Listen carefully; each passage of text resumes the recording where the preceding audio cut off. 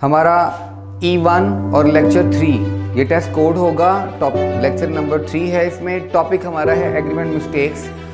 और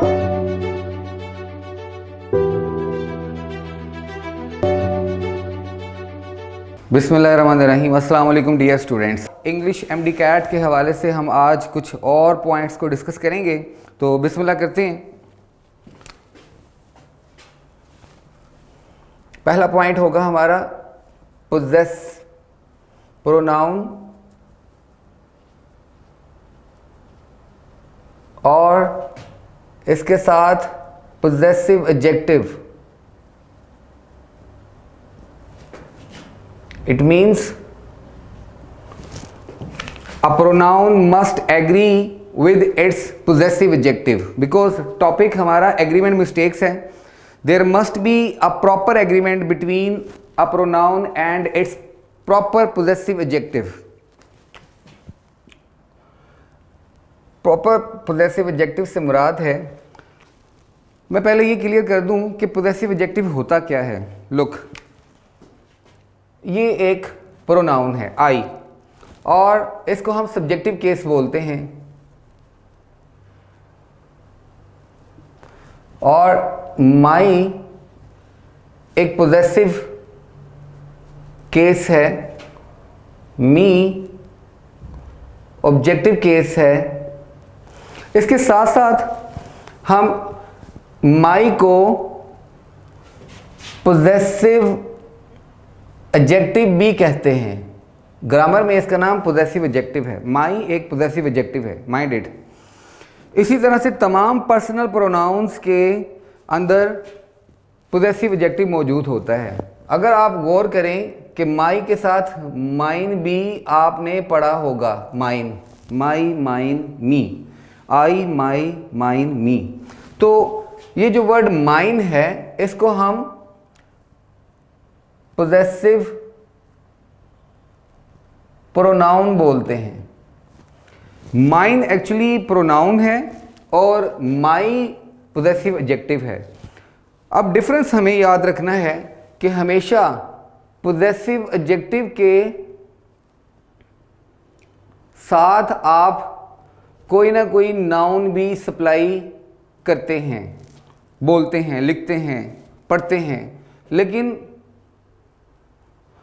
possessive pronoun के साथ आप कभी भी कोई नाउन यूज़ नहीं करते। मैंने क्रॉस कर दिया है इसको। जैसे कि अभी मैं जस्ट आपको एक ग्लिम्स दे रहा हूं कि पोजेसिव एडजेक्टिव है क्या, एक दफ़ा क्लियर कर दूं। अगर मैं ये बात करूं माई बुक, तो पोजेसिव एडजेक्टिव तो मैंने यूज़ किया और उसके बाद मैंने एक नाउन भी यूज़ किया। My book, it is my book, it is my marker, it is my classroom, you are my student. तो माई के बाद कोई ना कोई नाउन आएगा, लेकिन पोजेसिव प्रोनाउन के बाद नाउन नहीं आएगा। अगर मैं ये कहूँ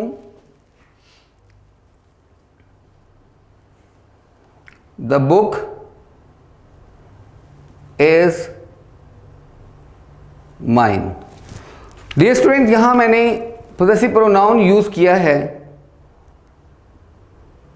लेकिन इसके बाद मैंने कोई नाउन यूज नहीं किया, क्योंकि नाउन पहले आ चुका है, बुक।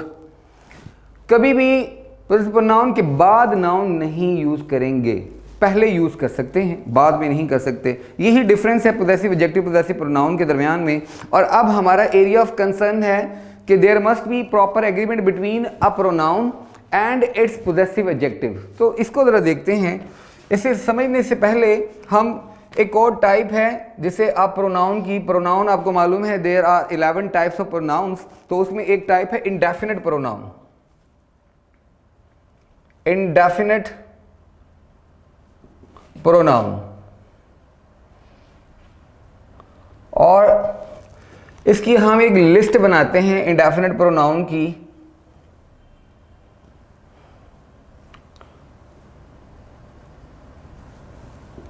इंडेफिनिट प्रोनाउन की एक लिस्ट बनाते हैं।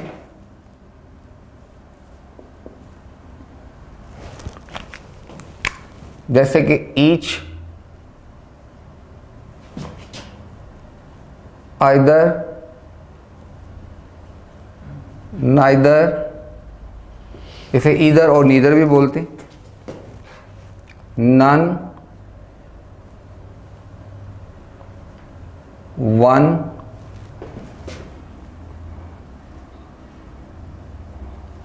somebody,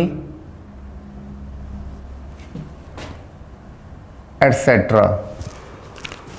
Each, either, neither, none, one, somebody, someone, anybody, जितनी भी बॉडी हैं सिवाय डेड बॉडी के, वो सब इसमें इस कैटेगरी में फॉल करेंगे। तो ये इंडेफिनिट प्रोनाउन की एक लिस्ट है, हमने थोड़ी सी एक लिस्ट बनाई है ताकि अपने पॉइंट को और क्लियर कर सके। अब एक एग्जाम्पल को ज़रा गौर कीजिए। Neither of the two brothers, neither of the two brothers will get his, oblique है, स्लैश है, their share। स्टेटमेंट क्या है? neither of the two brothers will get his slash या oblique their share। हमें his या their में से किसी एक को ऑप्ट करना है एरर को जानकर। तो पहले हम देखेंगे कि ये वर्ड नाइदर है क्या। बेसिकली ये एक प्रोनाउन है। अभी हम यहाँ बात कर रहे हैं कि इंडेफिनिट प्रोनाउन की एक लिस्ट है, उसमें से एक नाइदर भी है। और नाइदर आपको पता है या आइदर आपको पता है कि यूज़ किया जाता है बिटवीन टू एंटिटीज़, और उन दो एंटिटीज़ में से हर एक एंटिटी को अलग से आइसोलेटेड करके रिप्रेजेंट करवाने के लिए। ओके, तो हम बात कर रहे हैं, इसे मैंने यहाँ पे टू ब्रदर्स लिखा है। अगर थ्री ब्रदर्स होते या फोर ब्रदर्स होते या मोर देन टू होते जितने भी, तो उनके लिए फिर हम नीदर या ईदर यूज़ नहीं कर सकते, उनके लिए नन यूज़ हो सकता है। ओके, तो neither of the two brothers will get his और देयर शेयर। तो बेस्ट यहाँ पर पोजेसिव एडजेक्टिव कौन सा होगा? प्रोनाउन नीदर है और इसके साथ एग्री कौन से पोजेसिव एडजेक्टिव को करना है? हिज को या देयर को? डेफिनेटली हिज को। और देयर को हम क्रॉस करेंगे क्योंकि neither is used out of two for every individual because there are two persons and neither is used for each individual for proper representation। तो इसलिए जब एक होगा, सिंगुलर होगा, तो उसके लिए हम पोजेसिव एडजेक्टिव भी his यूज करेंगे, ना कि प्लूरल यानी कि देयर। क्लियर हो गया? तो अब हम इससे आगे बढ़ते हैं, प्रोनाउन और पोजेसिव एडजेक्टिव के एग्रीमेंट को अंडरस्टैंड करते हुए नाउन और पोजेसिव एडजेक्टिव के बारे में बात करते हैं कि नाउन और पोजेसिव एडजेक्टिव क्या है। नाउन एंड पोजेसिव एडजेक्टिव के दरमियान एग्रीमेंट प्रॉपर होगा तो सेंटेंस कोलैप्स नहीं करेगा, उसमें एरर नहीं होगा। इसे एग्जाम्पल से समझते हैं। Ahmad is the name of a person. Ahmad must serve his/her parents. Statement is very obvious and clear to be understood. Ahmad must serve his/her parents. As far as semantics is concerned, यानी scientific जो scientifically meaning की दुनिया है, semantics की दुनिया है, उसके मुताबिक ये sentence all over the world okay है, एक्सेप्टेबल है।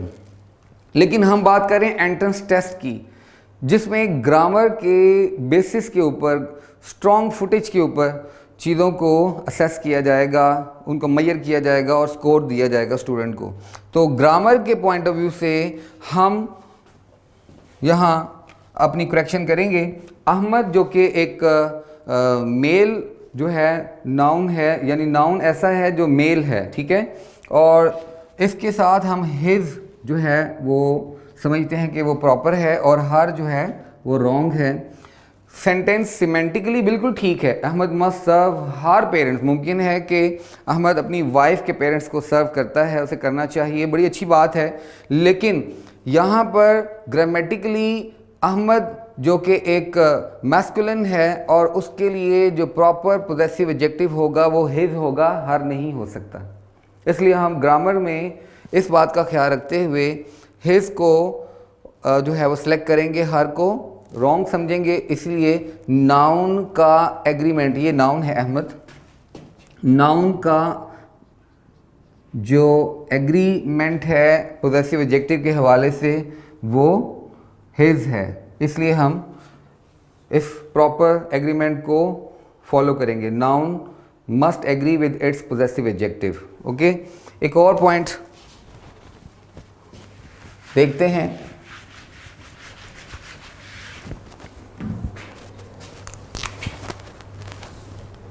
और क्या है जी वो,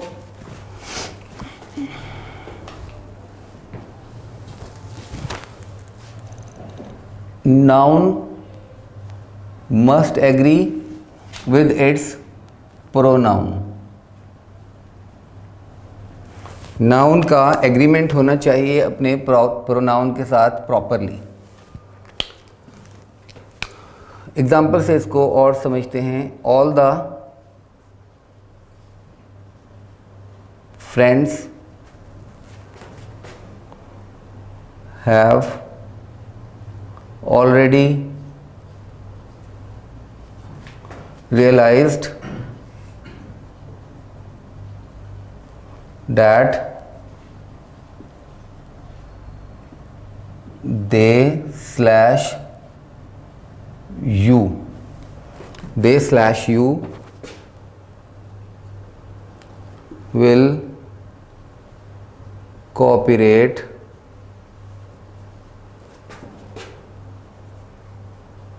with one another।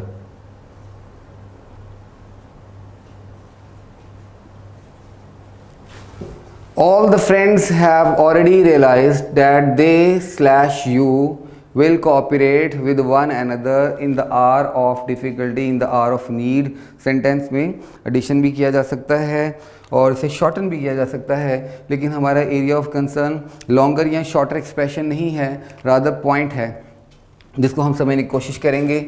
इस सेंटेंस में मैं जिस एरिया को अंडरलाइन कर रहा हूँ, ऑल द फ्रेंड्स, ये एक नाउन है और ये प्लूरल नाउन है। फ्रेंड्स प्लूरल नाउन है और इस प्लूरल नाउन को हम थर्ड पर्सन का जो है कैटेगरी में रखते हुए जो इसको प्रोनाउन सप्लाई करेंगे वो भी देखते हैं क्या होगा।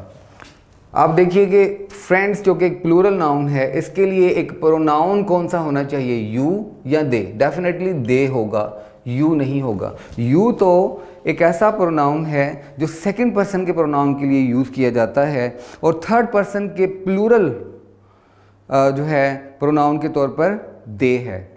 और इसके अलावा बाकी सारे के सारे थर्ड पर्सन में सिंगुलर हैं। एक नॉन लिविंग ऑब्जेक्ट्स के लिए आप इट यूज़ करते हैं मोस्टली, और मैस्कुलिन के लिए आप ही यूज़ करते हैं, फेमिनिन के लिए आप शी यूज़ करते हैं, ठीक है। लेकिन एक ही थर्ड पर्सन प्लूरल प्रोनाउन है, वो है दे, और वो यहाँ पर हमने टिक कर लिया है। तो यूँ agreement between noun and pronoun की ये एग्जांपल हमारे लिए और ज़्यादा क्लैरिटी जो है करेगी। इससे आगे बढ़ते हैं, हम देखते हैं कि सब्जेक्ट के तौर पर कुछ नाउन्स जब आते हैं जिनमें एक कंफ्यूजिंग एस के तौर पर कुछ नाउन्स हैं जो कैंडिडेट को, स्टूडेंट्स को डिस्टर्ब करते हैं, इनके साथ वर्ब कौन सा आएगा? सिंगुलर वर्ब आएगा या प्लूरल वर्ब आएगा कंफ्यूजिंग एस के तौर पर? हम इससे पहले चंद एक जो है वो वर्ड्स यानी कुछ नाउन्स उनकी लिस्ट बना लेते हैं, लिख लेते हैं अपने तौर पर। जैसे कि लिस्ट बना लेते हैं एक,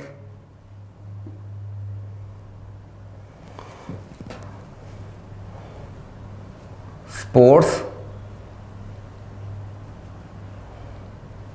सीरीज, इनिंग्स,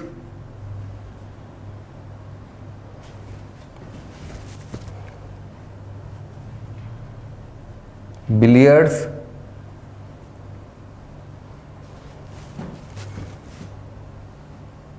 जिम्नास्टिक्स,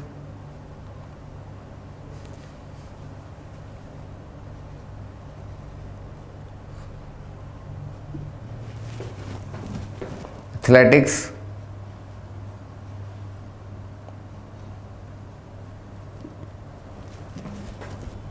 वेजेस, कुछ वर्ड्स हैं, वेजेस, न्यूज़,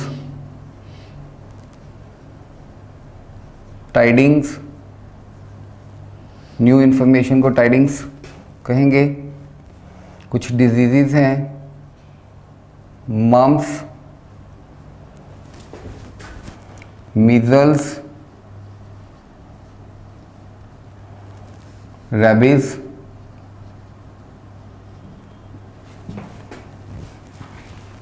इसी तरह से कुछ सब्जेक्ट नेम हैं, पॉलिटिक्स,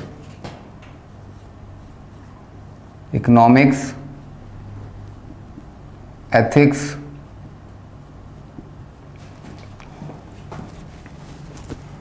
लिंग्विस्टिक्स, फोनेटिक्स एट्सेट्रा। इसी तरह से कुछ कंट्री नेम हैं,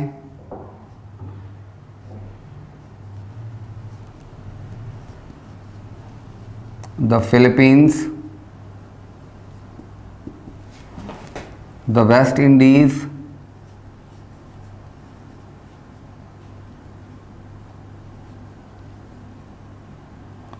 एट्सेट्रा। डियर स्टूडेंट्स, हमने कुछ एक ऐसे नाउन्स नोट डाउन किए हैं, लिखे हैं बोर्ड पर कि जिनके लास्ट में मोस्टली एस आ रहा है। मैं डेलिबरेटली रेड से अंडरलाइन कर रहा हूँ इनको, चंद एक को अंडरलाइन करूँगा।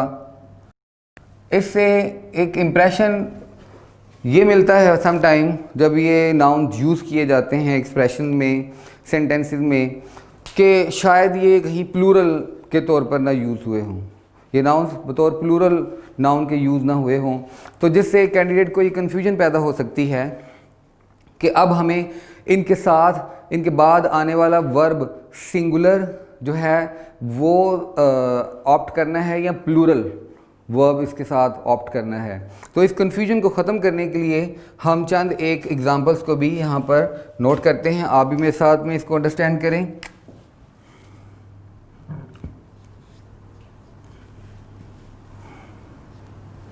एथिक्स,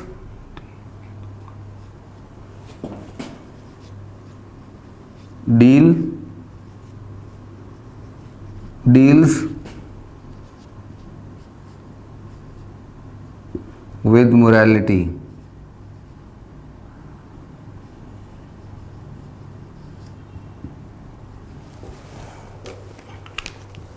इस लिस्ट में से एक वर्ड है एथिक्स जो हमने यहाँ पे यूज़ किया, जिसके लास्ट में एस भी आ रहा है, कंफ्यूजिंग एस है। तो अब क्या हम इसको सिंगुलर के तौर पे कंसिडर करें या प्लूरल के तौर पर? डेफिनेटली ये इसे सिंगल के तौर पे ही, हम सिंगुलर के तौर पे यूज़ करेंगे, प्लूरल के तौर पे यूज़ नहीं करेंगे। एक और एग्जांपल देखिएगा,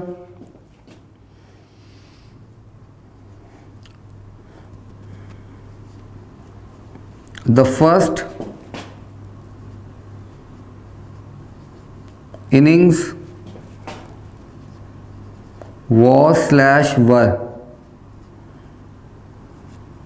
deliberately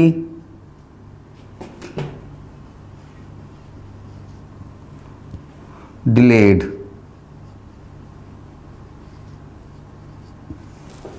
स्टेटमेंट है the first innings was/were deliberately delayed। तो हम यहाँ पर फर्स्ट इनिंग्स के इस वर्ड में, इनिंग्स के इस वर्ड में एडिशनल एस को देखकर कंफ्यूजन का शिकार नहीं होंगे। हम फर्स्ट इनिंग्स को सिंगुलर नाउन ही कंसीडर करेंगे, क्योंकि है ही ये सिंगुलर, तो इसके साथ वर्ब भी सिंगुलर ही सप्लाई करेंगे, वॉज ना कि वर। यूजुअली बॉय से एस ऐड करके बॉयज़, गर्ल से गर्ल्स, पेन से पेन, इस तरह से जो है हम ऐड करते हैं तो उसे प्लूरल बना देते हैं, लेकिन ऐसा इन नाउन्स के साथ नहीं होगा। ये ट्रिकी हैं, इनको हमें अंडरस्टैंड करना है, समझना है, याद करना है, थोड़ा इसको देखना है, प्रैक्टिस करनी है। The first innings was deliberately delayed. इसी तरह से इसमें कुछ सब्जेक्ट नेम हैं, जैसे पॉलिटिक्स है, इकोनॉमिक्स है, लिंग्विस्टिक्स है। डियर स्टूडेंट्स, जब पॉलिटिक्स वर्ड यूज़ किया जाए बतौर एकेडमिक डिसिप्लिन के, जो कॉलेज, स्कूल, यूनिवर्सिटी में पढ़ाया जाता है, तो हमेशा इसको सिंगुलर ही कंसिडर करेंगे। तो हम कह सकते हैं पॉलिटिक्स इज़ टॉट, इज़ बोला है मैंने, आर नहीं बोला। Politics is taught at college level, ये ठीक होगा, politics is taught at college level. लेकिन जब हम इस वर्ड को किसी और दूसरे नाउन के साथ अटैच कर देंगे तो फिर इससे मुराद उस शख्स के जो है वो पॉलिटिक्स में पॉलिटिकल उसके व्यूज़ हो सकते हैं, उसकी अप्रोच हो सकती है, उसके विजन्स हो सकते हैं। जैसे हम कहें ओबामाज़ पॉलिटिक्स, ओबामा के साथ और पॉलिटिक्स के दरमियान अपॉस्ट्रॉफी आएगी, मैं यहाँ पे लिख रहा हूँ, ओबामाज़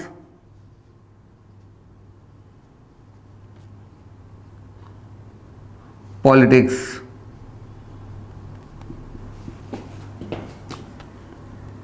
is /r getting nasty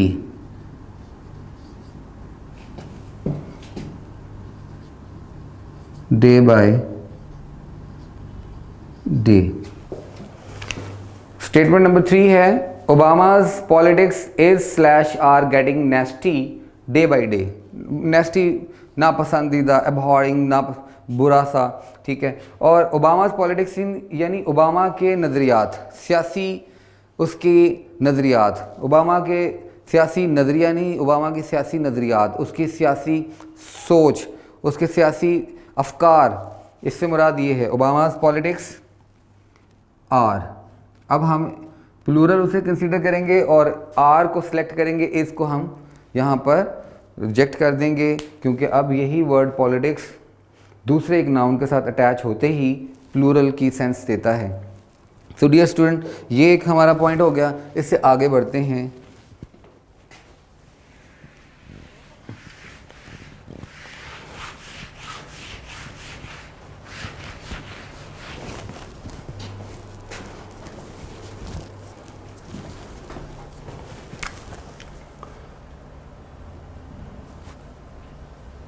subject and, subject and से मुराद है कि दो डिफरेंट नाउन्स के दरमियान में कंजंक्शन के तौर पर जब एंड आता है तो क्या वो ओवरऑल प्लूरल बन जाएगा या सिंगुलर, और उसके बाद आने वाला वर्ब सिंगुलर लेंगे या प्लूरल, ज़रा देखते हैं।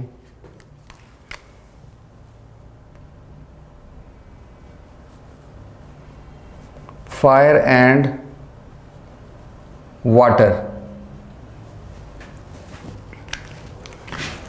ये नाउन 1 है और वाटर नाउन 2 है। इसे आप एंटिटी 1 कह लें, ये सेकंड एंटिटी है। जब दो डिफरेंट एंटिटीज़ हैं और दोनों का कॉन्सेप्ट सिंगल नहीं है और दोनों डिफरेंट एंटिटीज़ हैं और एंड से दोनों को मिलाया गया है, जोड़ा गया है, उस सूरत में वर्ब जो है हमें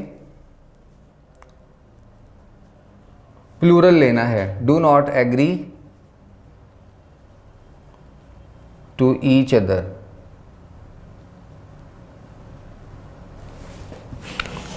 अब ये सेंटेंस परफेक्ट है, do not agree to each other, क्योंकि both are two different entities, they don't make a single concept.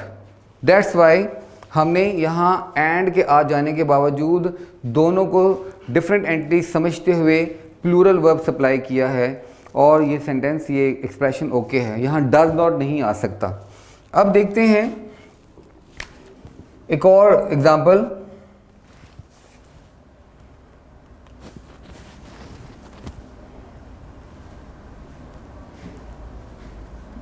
Bread and butter, bread and butter is slash are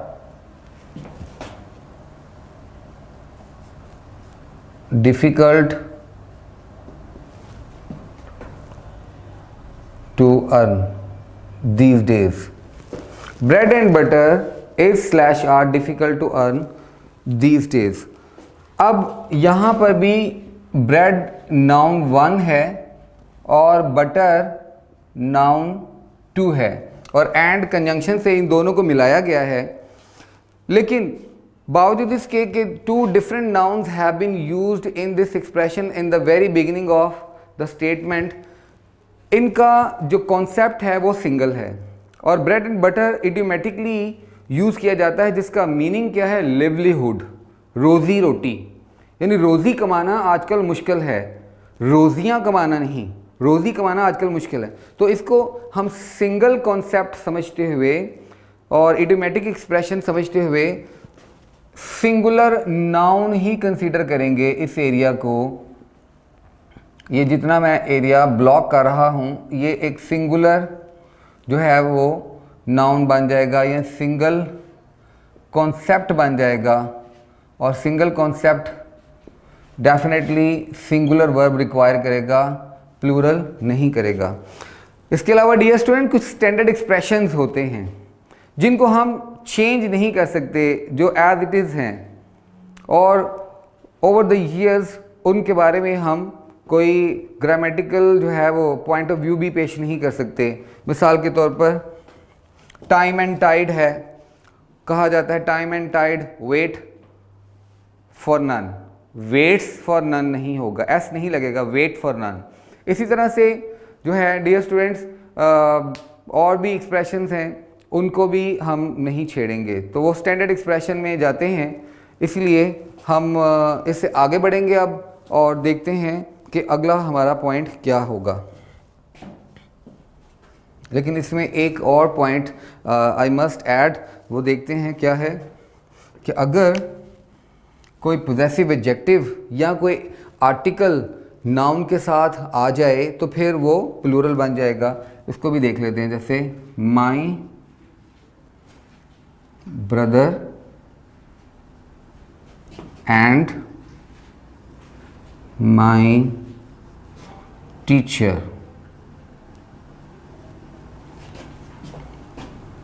is slash are ready to depart etc. अब dear student इसमें भी दो noun use हुए हैं, noun 1 और noun 2। Brother noun 1 है, teacher noun 2 है, लेकिन इसमें डिफरेंट बात यह है कि दोनों के साथ पोजेसिव एडजेक्टिव भी आया है। जो ही पोजेसिव एडजेक्टिव किसी नाउन के साथ आता है एक से ज़्यादा दफ़ा, तो वो एंड के साथ दोनों डिफरेंट नाउन्स को कंबाइन करने के बावजूद जब करते हैं हम तो फिर उसे प्लूरल बना देते हैं। यहाँ पर जो है एंड सेंटर में आया दो डिफरेंट नाउन्स के, और साथ में पोजेसिव एडजेक्टिव भी आया दोनों के अलग अलग से, तो इसलिए यह प्लूरल बन गया है। हम आर को टिक करेंगे, इसको क्रॉस करेंगे, क्योंकि दोनों डिफरेंट पर्सनैलिटीज़ हैं। My teacher is not my brother is not my teacher, both are different to each other, both are two personalities। तो अगर हम इसमें से एक दफ़ा पोजेसिव एडजेक्टिव निकाल दें, इरेडिकेट कर दें, उसको एलिमिनेट कर दें, तो फिर वो दोनों नाउन एक ही शख्स के लिए बोले जाएंगे। जैसे मैं अगर पढ़ूँ माई ब्रदर एंड टीचर, यहाँ से माई को हटा दिया जाए तो इसका मतलब है कि मेरा भाई ही मेरा टीचर भी है, माई ब्रदर एंड टीचर। तो उस सूरत में हम इसको ऑप्ट करेंगे, आर को इग्नोर कर देंगे। ओके, इससे आगे बढ़ते हैं डियर स्टूडेंट्स। यहाँ पे हम नेक्स्ट पॉइंट देखते हैं। नेक्स्ट पॉइंट हमारा शुरू होता है सब्जेक्ट 2 का। सब्जेक्ट 2 और उसके साथ जो है वर्ब कौन सा आएगा, सब्जेक्ट टू के साथ वर्ब कौन सा आएगा, ये हमारा अब इम्पॉर्टेंट पॉइंट है सम टाइम। लेकिन इससे पहले हम देखते हैं कुछ को रिलेटिव कंजंक्शंस हैं, मैं वो लिखता हूँ, आप भी नोट कीजिए। को रिलेटिव कंजंक्शन है, एक है जी नीदर, शाबाश, नीदर नॉर, और दूसरा कौन सा है, बिल्कुल ठीक आप सोच रहे हैं, ईदर और तीसरा, शाबाश, बिल्कुल ठीक है, नॉट ओनली, और उसके साथ बट आल्सो। ठीक है, गुड। ये हमने कुछ को रिलेटिव कंजंक्शन लिखे, और इन डॉट्स वाली जगह पर हमने अकोमोडेट करना होता है सब्जेक्ट, एक सब्जेक्ट को दूसरा उसके बाद आता है। मैं एग्जांपल से क्लियर करता हूँ, ज़रा एग्जांपल देखिएगा। एग्जांपल नंबर 1 है, नॉट ओनली द बुक्स, आप देखें कि नॉट ओनली के बाद वाली जो ये ब्लैंक है, यहाँ पर हमने एक नाउन लिखा है the books, not only the books but also the lecture, not only the books but also the lecture is slash are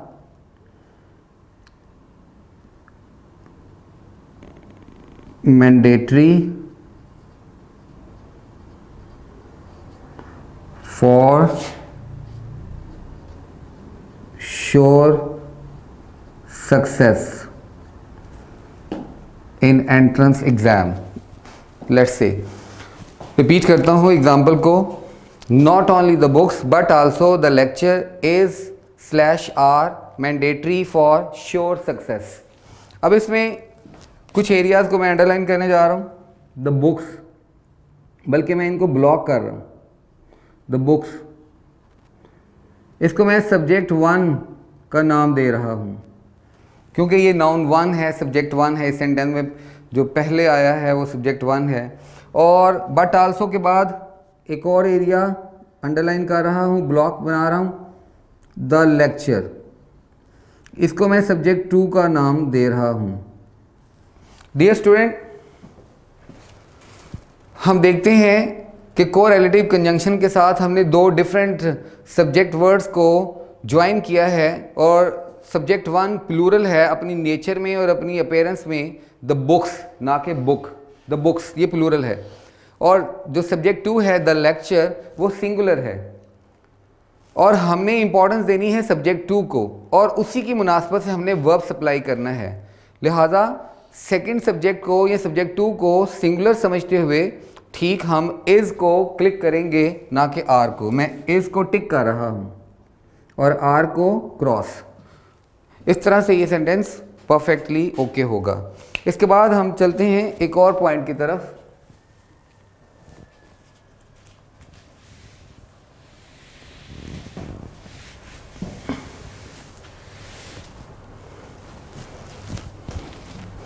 और ये है सब्जेक्ट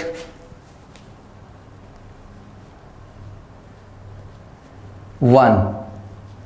अब हमने इंपॉर्टेंस देनी है सब्जेक्ट 1 को, और इसके साथ वर्ब देखेंगे सिंगुलर आएगा या प्लूरल।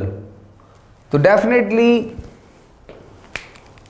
इसे समझने से पहले हम देखेंगे कि कुछ ऐसे पॉइंट्स हैं, कुछ ऐसे वर्ड्स हैं, उनको भी हम अगर साथ में नोट कर लें। हम एक दफ़ा फिर लिस्ट बनाते हैं एक, तो आप एक लिस्ट तैयार करें, अपने पास नोट करें लिस्ट को और याद भी करें।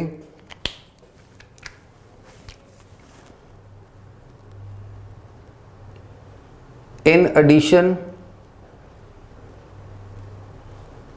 टू, इंक्लूडिंग, बाद में बताता हूं इस लिस्ट का क्या करना है, including, excluding,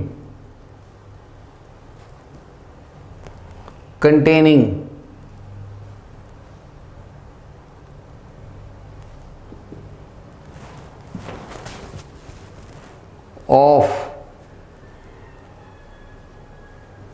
not, besides, with, together with, along with,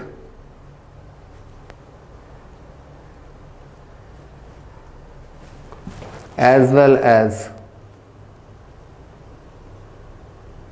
etc. आप इस लिस्ट को याद कर लें और देखें कि किसी एक्सप्रेशन में अगर दो सब्जेक्ट वर्ड्स यूज़ किए गए हैं और उनके दरमियान में इनमें से कोई एक वर्ड या वर्ड्स यूज़ किया गया है तो फिर हमने इम्पोर्टेंस जो है वो सब्जेक्ट वन को देनी है और वर्ब उसकी मुनासबत से सिलेक्ट करना है। एग्जाम्पल से इसको समझने की कोशिश करते हैं।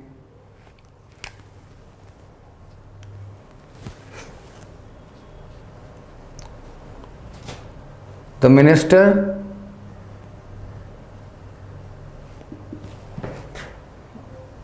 along with his subordinates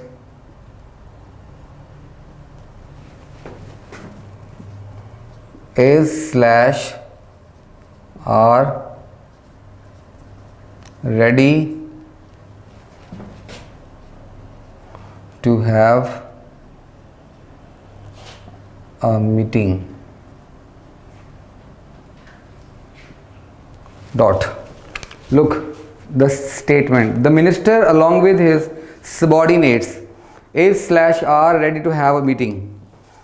हम अंडरलाइन करेंगे यहाँ पर एक नाउन को, इसको हम सब्जेक्ट वन का नाम देंगे और फिर दूसरा सब्जेक्ट है हिज सबॉर्डिनेट्स, इसको हम सब्जेक्ट टू का नाम देंगे। नाउन टू कह लें, सब्जेक्ट टू कह लें, जो भी आसानी के लिए। और अलॉन्ग विद इस लिस्ट में से एक वर्ड है जिसकी मदद से हमने इन दो डिफरेंट सब्जेक्ट वर्ड्स को कंजॉइन किया है। अब हमने इम्पोर्टेंस देनी है सब्जेक्ट वन को और उसी की मुनासबत से वर्ब आएगा, यानी subject one must agree with its verb, या यूं कह लें कि verb is to be opted according to the function, nature and suitability of the subject one. तो यहाँ पर सब्जेक्ट वन मिनिस्टर सिंगुलर है, मिनिस्टर्स नहीं है, मिनिस्टर है, सिंगुलर है, इसलिए सब्जेक्ट वन सिंगुलर है तो वर्ब भी सिंगुलर होना चाहिए। इसको हम टिक करेंगे, आर को हम क्रॉस कर देंगे। Is it okay? ठीक है। और डियर स्टूडेंट, हम बात ये कर रहे हैं कि there must be proper agreement between two different entities. अब तक हमने बहुत से डिफरेंट जो है कंपोनेंट्स के दरमियान में एग्रीमेंट को स्टडी किया है। इसी तरह से अगर सब्जेक्ट सिंगुलर है तो वर्ब सिंगुलर है, अगर सब्जेक्ट प्लूरल है तो वर्ब भी प्लूरल है। इन नटशेल मैं ये कहना चाहूँगा कि if subject is singular verb is singular, if subject is plural verb is plural, and we have to go for that option that is the most suitable for the agreement between two different or more than two different entities. So therefore we have to revise all the points concerned with this topic, agreement mistakes. Thank you very much.